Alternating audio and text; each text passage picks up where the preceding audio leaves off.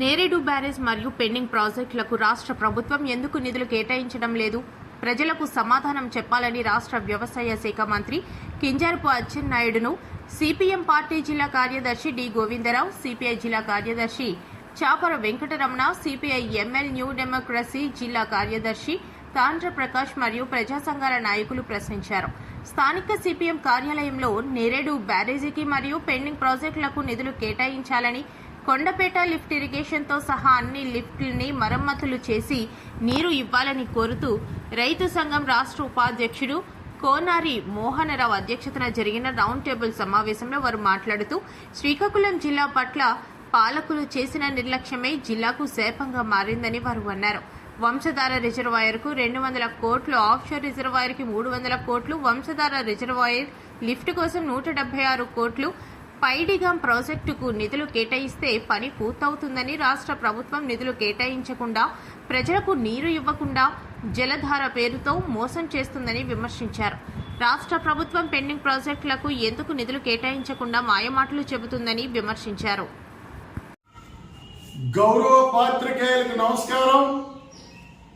ఈరోజు నేరేడు బ్యారేజీ మరియు పెండింగ్ ప్రాజెక్టులకి నిధులు కేటాయించాలని, కొండపేట లిఫ్ట్తో సహా అన్ని లిఫ్టులకి మరమ్మతులు చేసి నీరివ్వాలని కోరుతూ వామపక్షాలు ప్రజా సంఘాల ఆధ్వర్యంలో ఈ రోజు అనేది రౌండ్ టేబుల్ సమావేశం నిర్వహిస్తున్నాం. ఈ రౌండ్ టేబుల్ సమావేశంలో నిర్ణయించింది ఏంటంటే మే మొదటి వారంలో ప్రాజెక్టులు పరిశీలన చేసి నిధులు కేటాయించే వారికి దశల వారి ఉద్యోగం చేపట్టాలని చెప్పి ఈ సమావేశం నిర్ణయించింది. ఈ రోజు వ్యవసాయ శాఖ మంత్రి అచ్చెన్నాయుడు గారిని అడుగుతున్నాం, మీరు ఎన్నికల సందర్భంగా పెండింగ్ ప్రాజెక్టులు పూర్తి చేస్తామని హామీ ఇచ్చినారు, కానీ ఇప్పటి వరకు నిధులు ఎందుకు కేటాయించలేదు? ప్రజలకు సమాధానం చెప్పాలని చెప్పి అడుగుతున్నాం. ఏమండి మంత్రి గారు, ఈ రోజు పెండింగ్ ప్రాజెక్టులకి తక్కువ మొత్తాల్లో మీరు డబ్బులు కేటాయిస్తే జిల్లా సస్యశ్యామలం అయిపోతుంది. ఈ రోజు వంశధార రిజర్వాయర్ పూర్తవడానికి 200 కోట్ల రూపాయలు, అక్కడ లిఫ్ట్ అది పూర్తవడానికి ఒక 200 కోట్ల రూపాయలు, అదేవిధంగా ఆఫ్షోర్ రిజర్వాయర్ పూర్తవడానికి 300 కోట్ల రూపాయలు, అదే పలాస నుండి ఇచ్చాపురం వరకు నీరు తీసుకెళ్లాలంటే 500 కోట్ల రూపాయలు, నేరేడు బ్యారేజ్ కి 1000 కోట్ల రూపాయలు, సుమారు 3000 కోట్ల రూపాయలు కేటాయిస్తే ఈ జిల్లా సస్యశ్యామలం అవుతుంది. కానీ మీరు ఈ రోజు నిధులు కేటాయించకుండా ఈ రోజు మేము 30 సంవత్సరాల నుంచి వస్తున్నామో 50 సంవత్సరాల నుంచి వస్తున్నామో అని చెప్తుంటే మీరు ఈ జిల్లాకు చేసింది ఏంటి అని చెప్పి కానీ ప్రభుత్వాన్ని మేము ప్రశ్న తెలుసుకున్నాం.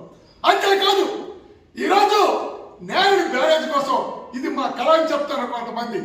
నేరేడు బ్యారేజీ నిర్మాణం కోసం పోరాడేటప్పుడు ఇప్పుడుండే పార్టీలు చాలా పార్టీలు లేవు, వ్యక్తులు కూడా లేరు. 1960 నుంచే ముందు నుంచే మొత్తం నీరంతా కూడా సముద్రంలో వృధాకరించిపోతుంది. మీరు ప్రాజెక్టులు కట్టి ఇచ్చేస్తే నీరు బ్రహ్మాండంగా రైతులకు వస్తుంది. మీరు అదే ఒకటి జలయజ్ఞము జలగల యజ్ఞం అని చెప్పి మీరేమో రైతులకు నీరు ఒకటి ఎన్ని యజ్ఞాలు చేస్తే ఏమో ఉపయోగం? అందుకోసమే పెండింగ్ ప్రాజెక్టులు పూర్తి చేయాలి. ఇవాళ కేంద్ర మంత్రి ఈ రోజు ప్రశ్న తెలుసుకున్నాం, మీరు కేంద్ర మంత్రిగా ఉన్నారు. ఈ జిల్లాకు సంబంధించి గొట్టా బ్యారేజ్ 50 సంవత్సరాలు పూర్తయింది. 50 సంవత్సరాలు పూర్తయిన సంస్థలకి కేంద్రంలో SIMP అంటే support for improvement of the modernisation of the projects, అది కేంద్ర సంస్థ. దాని నుంచి నిధులేస్తాయి. ఈ 1500 కోట్లు మీరు ఎందుకు తేడవలేదని చెప్పి కేంద్ర మంత్రి మీరు ఎందుకు తేడవలేదు? ఈ రోజు నేరేడు బ్యారేజీ కోసం మీరు ఎందుకు నిధులు కేటాయింపు చేయించడం లేదు? ప్రజలకు సమాధానం చెప్పాలా అని చెప్పి కోరుతున్నాం. అంతేకాదు ఈ రోజు జిల్లాలో కొండపేట లిఫ్ట్ తో సహా అనేక లిఫ్ట్ మూతపడిపోయి ఉన్నాయి. మన వ్యవసాయ శాఖ మంత్రి గారు సొంత మండలంలోనే కొండపేట లిఫ్ట్ ఉంది. 22 గ్రామాల పరిధిలోన రైతులు వ్యవసాయం చేస్తారు. ఎన్నికల్లో హామీ ఇచ్చినారు, నేను అధికారంలోకి వస్తే నేను కొండపేట లిఫ్ట్ అంతా బాగు చేస్తామని చెప్పి నీరేస్తామని. ఈ రోజు గతి లేదు. ఎప్పుడైనా 4 కోట్లు మంజూరుకి వెళ్ళింది వస్తుందని చెప్తారు తప్ప ఇప్పుడు కూడా ఈ సంవత్సరం కూడా రైతులకు తీవ్ర అన్యాయం జరుగుతుంది.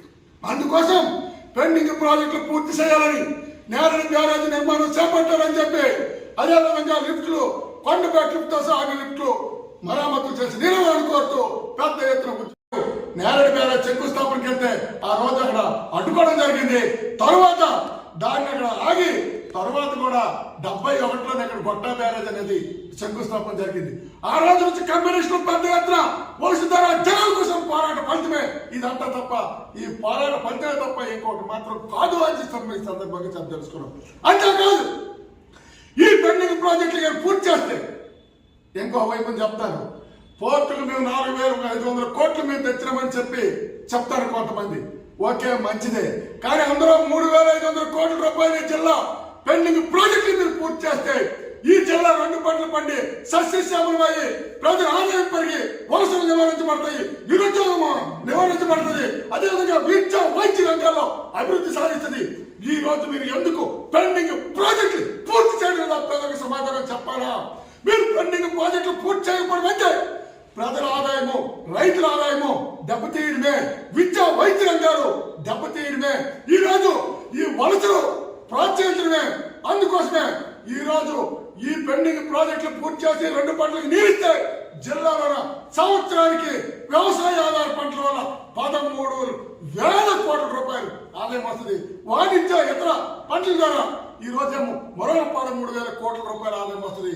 తద్వారా ప్రజల ఆదాయం పెరిగి పరిశ్రమలు వచ్చి నిరుద్యోగం నివారించబడుతుంది. ఎందుకు మీరు పెండింగ్ ప్రాజెక్టు పూర్తి చేయడం ప్రజలకు సమాధానం చెప్పాలని చెప్పి మేము అడుగుతున్నాం. అంతేకాదు ఈరోజు ప్రజల భూములకి మీరు నీరు ఇవ్వకుండా ఈరోజు భూదోపిడీకి పాల్పడతారు. ఈరోజు ఎయిర్పోర్ట్ పేరుతోని, విద్యుత్ సంస్థల పేరుతోని, పోర్టుల పేరుతోని ఇవాళ వేలాది ఎకరాలు రైతు భూములు గుంజుకోవడానికి ప్రయత్నం చేస్తారు. ఎట్లా చేస్తే సహించేది లేదు. పెండింగ్ ప్రాజెక్టులు మీరు అంటే పూర్తి చేయాలని చెప్పి మేము డిమాండ్ చేస్తాం. అంతేకాదు ఈరోజు ప్రభుత్వం జలయజ్ఞం అని చెప్తా ఉంది. జలయజ్ఞం చెప్తుంది మీరంతా ఇంకుడు గొయ్యలు తవ్వితే నీరు బ్రహ్మాండంగా మీరు నిల్వ చేయొచ్చు, నీరు నిల్వ చేయండి.